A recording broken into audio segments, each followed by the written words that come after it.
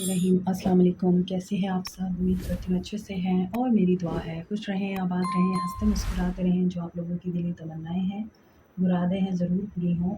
तो जैसे हमने पार्ट फर्स्ट में देखा था कि कैसे हमारी soul journey spiritual journey start होती है, हम कहाँ से स्टार्ट लेते हैं।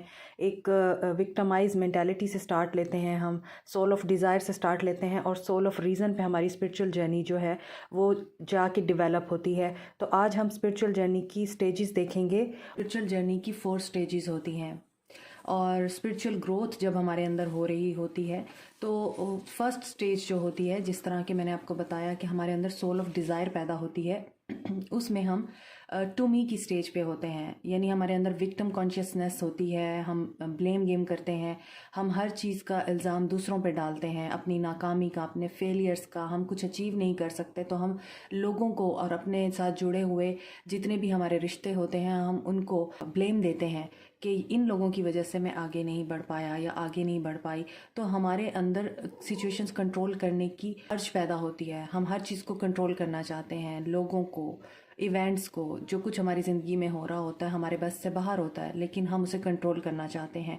तो इसी वजह से फिर हमारे अंदर इनसिक्योरिटीज़ पैदा होती हैं, डर पैदा होते हैं, हम ईगोइस्टिक हो जाते हैं, हमारी ईगो बहुत जल्दी हर्ट होना शुरू हो जाती है। आप नोट कीजिएगा, जब हम फर्स्ट स्टेज पे होते हैं, हम में से बहुत से लोग अभी भी फर्स्ट स्टेज पे हैं कि हम लोग अपनी नाकामियों का, फेलियर्स का, सेटबैक्स का, डिफीट्स का ज़िम्मेदार दूसरों को ठहराते हैं। ज़िम्मेदारी हम खुद नहीं लेते, हम खुद अपने अंदर इस्लाह करने की कोशिश नहीं करते।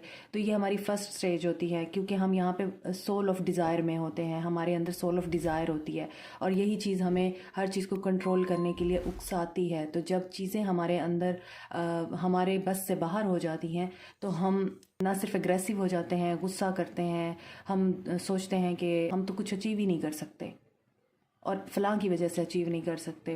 माँ बाप ने हमें अच्छी तालीम नहीं दिलाई तो हम यहाँ तक नहीं पहुँच सके जहाँ तक हम पहुँचना चाहते थे, या फिर हमें वो जॉब नहीं मिली जो हमारे कुलीग्स को मिल गई, जो हमारे क्लास फेलोज़ को मिल गई, जो हमारे बहन भाइयों को मिल गई। तो ये चीज़ें हमें बहुत डिस्टर्ब करती हैं। लेकिन जब हम सेकंड स्टेज पे होते हैं, बाय मी की स्टेज पे होते हैं, हम लोग ठहर जाते हैं, थम जाते हैं। हमारे अंदर कंट्रोल, हम सबसे पहले अपने आप पे कंट्रोल आता है हमें कि जो हमारे अंदर गुस्सा होता है, गम होता है, टेंशन होती है, एग्रेसिवनेस होती है, दूसरों के लिए हसद होता है, दूसरों के लिए हमारे दिल में एक नेगेटिव थॉट्स होती हैं और हम दूसरों से, अगर दूसरे हमसे आगे निकल गए हैं तो हम उन लोगों को अपना राइवल समझते हैं और हम उन्हें एक बिल्कुल ही डिफरेंट पर्सपेक्टिव से देख रहे होते हैं, क्योंकि हम कामयाब नहीं होते। तो उस वक्त हमारे साथ ये होता है कि जो डिवाइन है हमें ये समझाता है कि सब कुछ तुम नहीं कंट्रोल कर सकते, क्योंकि मैं बैठा हूँ, मैं कंट्रोल करने वाला हूँ। तो ये चीज़ जब हमारे अंदर आती है तो हमें कंट्रोल आ जाता है। सबसे पहले खुद पे आता है और हमारी थॉट्स पे आता है। हम ब्लेम गेम ख़त्म कर देते हैं, हम बिल्कुल खामोश हो जाते हैं और जो चीज़ें हमारी ज़िंदगी में गलत हो रही होती हैं हम उनकी रिस्पॉन्सिबिलिटी लेना शुरू कर देते हैं। और फिर हम स्पिरिचुअल टूल्स को लर्न करते हैं। स्पिरिचुअल टूल्स क्या होते हैं? मेडिटेशन, प्रेयर और different kinds of spiritual practices हम करते हैं और हम ऐसी जगहों पे जाना शुरू कर देते हैं जहाँ से हमें ये पीस मिलता है, सुकून मिलता है। और सुकून हमें हमेशा मेडिटेशन के थ्रू, प्रेयर्स के थ्रू या ऐसे इवेंट्स, ऐसी सरमनीज़ में हम जाने लग जाते हैं जहाँ पे ये सब चीज़ें हो रही होती हैं। तो हमें मेंटल पीस भी मिलता है और हमें इनर पीस भी मिलता है। तो ये हमारी सेकंड स्टेज होती है कि हम रियलाइज़ करना शुरू कर देते हैं कि जो कुछ भी होता है वो डिवाइन की तरफ से होता है, हमारे अपने बस में कुछ भी नहीं है। और ये बात याद रखिए कि जब हमारी ज़िंदगी में सब कुछ अच्छा होगा तो हम कभी भी स्पिरिचुअल नहीं होंगे। तो हमारी स्पिरिचुअलिटी को जगाने के लिए, हमारी अंदर स्पिरिचुअलिटी को कायम रखने के लिए हमारे ज़िंदगी में ऐसे कुछ इवेंट्स होते हैं, ऐसे कुछ लोग आते हैं जो हमें या तो लेसन्स देते हैं या फिर हमारे लिए ब्लेसिंग्स होते हैं। उनका कसूर नहीं होता अगर वो हमारे साथ गलत कर जाते हैं, वो आते ही हमारे साथ गलत करने के लिए हैं ताकि हम अपने अंदर स्पिरिचुअल ग्रोथ को डेवलप कर सकें, हम अपने अंदर स्पिरिचुअलिटी को एनहेंस कर सकें और हम ये जान सकें कि हर इस दुनिया में जो कुछ भी होता है हमारे साथ, जो भी मामलात होते हैं, ज़रूरी नहीं कि वो सब बेहतरीन ही हों, कुछ गलत भी होते हैं। हम कुछ रिश्तों को लॉस भी करते हैं तो वो हमारी ही ग्रोथ के लिए होते हैं। और लेटर ऑन हमें समझ आती है कि यस, जिस चीज़ पे हम रो रहे थे, हमें उस चीज़ पे रोने की बजाय शुक्र अदा करना चाहिए था कि वो चीज़ हमसे दूर हो गई, क्योंकि वो हमारे लिए बेहतर नहीं थी। तो ये जो चीज़ हमारे अंदर पैदा होती है, ये हमारे अंदर थर्ड स्टेज पे पैदा होती है। और थर्ड स्टेज होती है थ्रू मी। जैसा कि मैंने आपको बताया कि हमारे अंदर फिर गौर व फिक्र की आदत पैदा हो जाती है और हम ये सोचते हैं कि जो चीज़ हमसे ले ली गई वही हमारे लिए बेहतर थी। That is called awakening. हमारे अंदर अवेकनिंग आती है, हमारा फेथ मजबूत होता है डिवाइन पे, हायर पावर पे, और हम तमाम चीज़ों पे कंट्रोल को गिव अप कर देते हैं, हम सरेंडर कर देते हैं गॉड के आगे, अल्लाह के आगे। जो भी, जिस भी रिलीजन से आप ताल्लुक़ रखते हैं, आप डिवाइन पावर, डिवाइन फोर्स के आगे अपने आप को सरेंडर करते हैं। और फिर हम हायर पावर और इस दुनिया के दरमियान एक चैनल बन जाते हैं। और फिर हम उस पर्पस को सर्व करने लगते हैं जिस पर्पस के लिए हम इस दुनिया में आए हैं।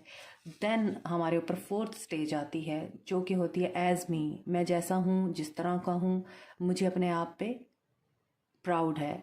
चाहे मेरे अंदर खामियां हैं, चाहे मेरे अंदर क्वालिटीज़ हैं, मैं जिस तरह का भी हूँ, हम अपने आप को एक्सेप्ट करने लग जाते हैं, अपने तमाम फ्लॉज को एक्सेप्ट करते हैं। और इस वजह से हम क्या करते हैं, हम फिर love, peace and care, respect अपने अंदर पैदा करते हैं और दुनिया में स्प्रेड करते हैं। और यही हमारी यूनियन होती है, जो कि हम गॉड के साथ, हमारे एक कनेक्शन बन जाता है, हम हायर पावर के साथ कनेक्टेड हो जाते हैं और हमारा माइंड, बॉडी और स्पिरिट सब अलाइंड हो जाते हैं। और उस वक्त हमें हर चीज़ अच्छी तरीके से समझ आने लगती है। और फिर हम हर वो चीज़ अपने अंदर से ख़त्म कर देते हैं जिसमें हमारे अंदर, जब हम सोल ऑफ डिज़ायर की स्टेज पे होते हैं, टू मी की स्टेज पे विक्टिमाइज हमारी थिंकिंग होती है, हम वहाँ से ग्रो करते हैं। हम बाय मी की स्टेज पे आते हैं। बाय मी की स्टेज में हम सर्च करते हैं कि हमारा लाइफ पर्पस क्या है, और हम चीज़ों को कंट्रोल करना ख़त्म कर देते हैं। थर्ड स्टेज पे हम अवेकन होते हैं, पर्जिंग होती है हमारे अंदर, और हम गुनाहों से दूर जाते हैं। हम गॉड के जो हमारे लिए अहकामात हैं, या गॉड की जितनी भी टीचिंग्स हैं, हम उनको फॉलो करने लग जाते हैं, क्योंकि हमें वहाँ पे सुकून मिलता है।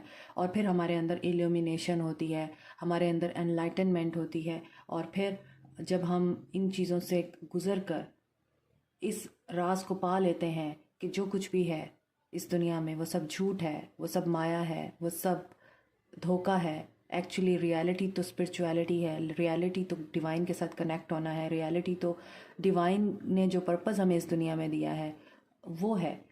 और फिर हमारी फोर्थ स्टेज आती है, और फिर जो कुछ जैसे होता है हम उसे वैसे ही एक्सेप्ट करते हैं।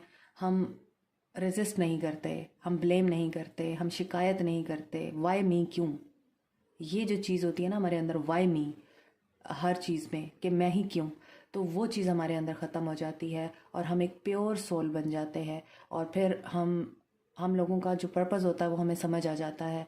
कुछ लोगों का पर्पस होता है कि उन्होंने इस दुनिया में लोगों की हेल्प करनी है। कुछ लोगों का पर्पस होता है कि अगर suppose in case for example आपकी ज़िंदगी में, आपके घर में कोई ऐसा माजूर बंदा है जिसकी टेक केयर करना आप लोगों के लिए मुश्किल हो रही है, तो आप में से कुछ लोग ऐसे होंगे जिनके माइंड में यह आइडिया आएगा कि मैं एक ऐसा हॉस्पिटल बनाऊंगा, या ऐसा इदारा बनाऊंगा, या फिर ऐसा इंस्टीट्यूट बनाऊंगा, कोई ऐसी ऑर्गेनाइजेशन बनाऊंगा जिसमें माजूर लोगों को सर्व किया जाएगा विदाउट एनी कॉस्ट। तो ये आपका पर्पज़ है actually. This is higher purpose of your life, this is also your life purpose. तो जिन लोगों को ये बात समझने में डिफ़िकल्टी होती है कि हमारा लाइफ पर्पस क्या है, हमें तो पता नहीं चलता, तो लाइफ पर्पस आपका यही है कि आपने अपने आप को पीछे रखना है और ह्यूमैनिटी को आगे रखना है। आपने मुझे कमेंट सेक्शन में अब ज़रूर बताना है आप इन चारों में से कौन से स्टेज पे हैं। विक्टिम मेंटालिटी रखते हैं तो फर्स्ट स्टेज पर है। अगर आपने अपने आप को एनालाइज करना शुरू कर दिया है और आपके अंदर एक सर्च और हंगर की एक थर्स्ट आ चुकी है कि मैंने सीखना है, मैंने देखना है कि मेरे अंदर क्या बुरा है और मुझे कैसे अपने आप को दुरुस्त करना है, this is the second stage. और जहाँ आप लोगों के साथ उठते बैठते हैं, जो लोग स्पिरिचुअल होते हैं, रिलीजियस होते हैं और आपको डिवाइन के साथ जोड़ने की कोशिश करते हैं। वो थर्ड स्टेज होती है जिसमें आप सरेंडर कर देते हैं अपने आप को डिवाइन के आगे कि जो होता है अल्लाह की मर्ज़ी से होता है और अच्छाई के लिए होता है। गुनाहों की ज़िंदगी छोड़ देते हैं और सिर्फ अच्छाई करना शुरू कर देते हैं। थर्ड स्टेज है ये। फोर्थ स्टेज जब आती है, आपका यूनियन होता है डिवाइन के साथ, क्योंकि आप उस राज को जान लेते हैं, उस पर्पस को जान लेते हैं जिसमें आप इतने मुतमईन हो जाते हैं कि जो होगा वो अल्लाह की रज़ा से होगा और आपकी बेहतरी के लिए होगा। तो आपके हर काम में अल्लाह शामिल हो जाता है, डिवाइन शामिल हो जाता है। वो फोर्थ स्टेज होती है। फिर आप दुनिया को भूल जाते हैं और दुनिया की परवाह करना छोड़ देते हैं। अपने आप को जैसे हैं उसी तरह कबूल करते हैं और डिवाइन के आगे सरबसजूद हो जाते हैं। और आपके हर काम में आपका मददगार अल्लाह होता है। ये आपकी फोर्थ स्टेज होती है, यूनियन विद गॉड। और इसमें आप डिवाइन के साथ यूनियन ह्यूमैनिटी को सर्व करके भी कर सकते हैं और साथ में आप इस तवक्कल के साथ डिवाइन के साथ यूनियन करते हैं कि अब मैंने सिर्फ अल्लाह पे तवक्कल करना है, दुनिया मेरे लिए कोई मायने नहीं रखती, दुनिया के लोग मेरे लिए कोई मायने नहीं रखते। सो आपने मुझे बताना है आप इनमें से किस स्टेज पर हैं। नेक्स्ट वीडियो तक के लिए अल्लाह ताला आपको हिफ्ज़-ओ-अमान में रखे। Take care.